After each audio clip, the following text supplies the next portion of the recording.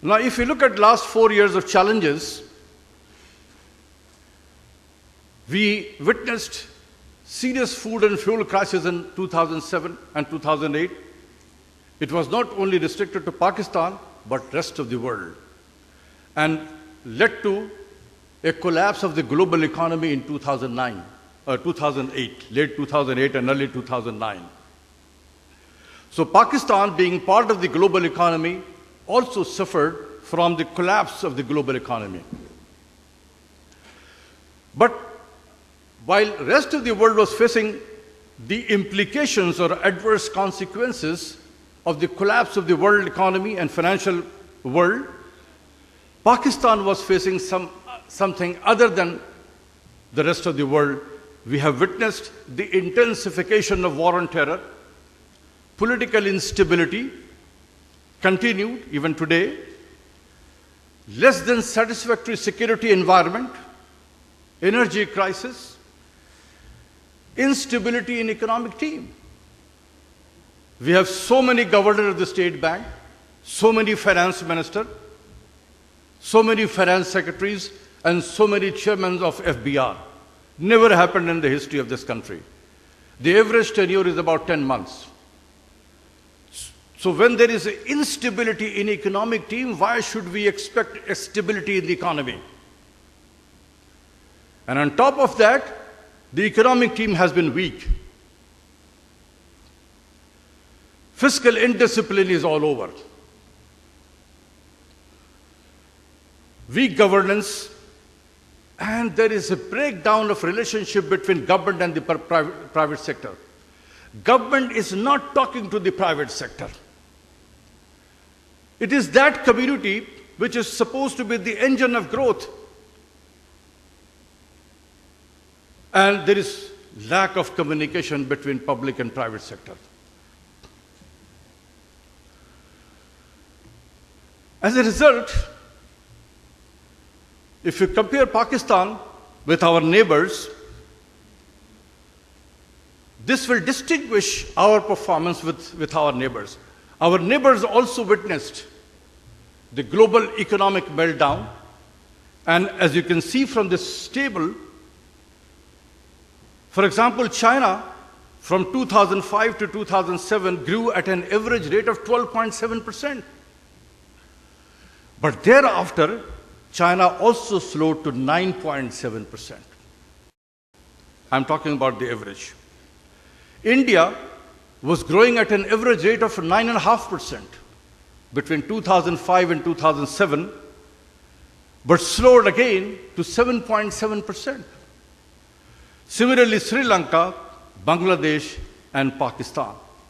Pakistan was growing 7.2% per annum between 2005 and 2007, but they all recovered, but we have not recovered. We are growing at an average rate of 2.9, less than 3% per annum in the last 4 years. So what is the difference? If global food, fuel crisis have affected the rest of the world, we were also affected. But rest of the world recovered, and we haven't recovered. The reason is that we have faced other than global economic crisis, which I have listed. If you look at this period, budget deficit has been 6.5% of GDP, which is twice as high as the average of the Asian developing countries. And this is the reflection of fiscal indiscipline in the country. Public debt has more than doubled. In the last 60 years, we accumulated 4.8 trillion rupees of debt. And in this 4 years, we added more than 6 trillion of debt. A journey of 60 years was completed in just 4 years' time. At least we have made some progress in this area. We have added $20 billion of debt, external debt, in just 4 years' time.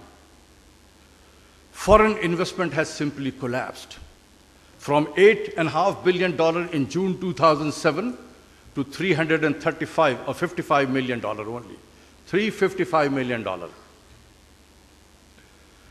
Inflation persisting in double digit for the past 50 months in a row, never witnessed in the country's history. We have lost 34% of our value of currency, and this is one of the root cause of higher electricity bill, higher fuel prices, higher inflation in this country. Poverty and unemployment has increased. Foreign exchange reserve is at $16.5 billion today, in which $8 billion is the IMF money. Public sector enterprises are bleeding and consuming over 300 billion rupees per annum.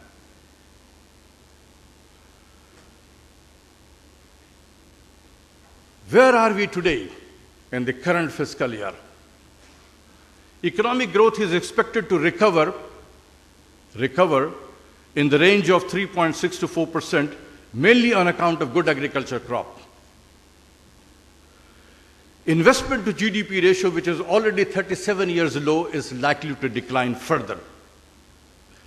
Large-scale manufacturing may register a growth of between 1.8 to 2%. Inflation likely to remain in the double digit. Budget deficit may rise to 7%, even more than the average of the last 4 years. Public debt likely to touch 13,000 billion, or 62% of GDP, which will be a violation of the Fiscal Responsibility and Debt Limitation Act 2005. This law has been in violation for 4 or 5 years.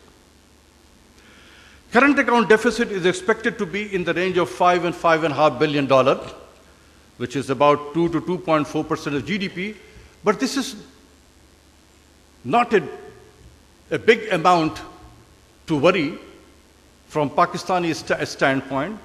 But the issue is that because of the drying down of the external inflows, even this $5.5 billion of current account deficit will be a difficult proposition to finance this one.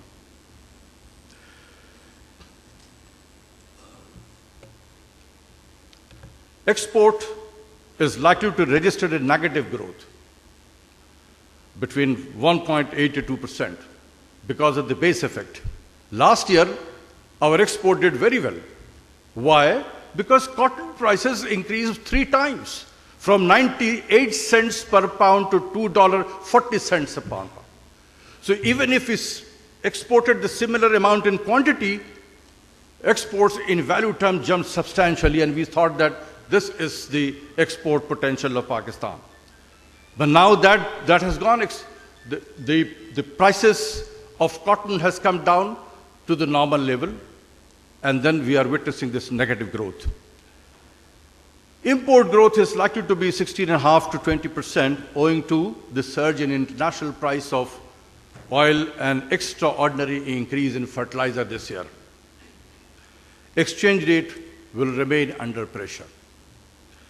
External debt is not likely to increase much because we are not receiving any external inflows. And Pakistan will go for the post-program monitoring. This is we will be under IMF umbrella before June 2012, for which the process has already begun. Post-program monitoring means that we will be monitored by IMF as if we are in the IMF program, but without the resources of the IMF. So let me summarize where we are in the current fiscal year. Low growth will continue, higher inflation, worsening of fiscal and external balance of payment, further rise in debt, more unemployment, and more poverty.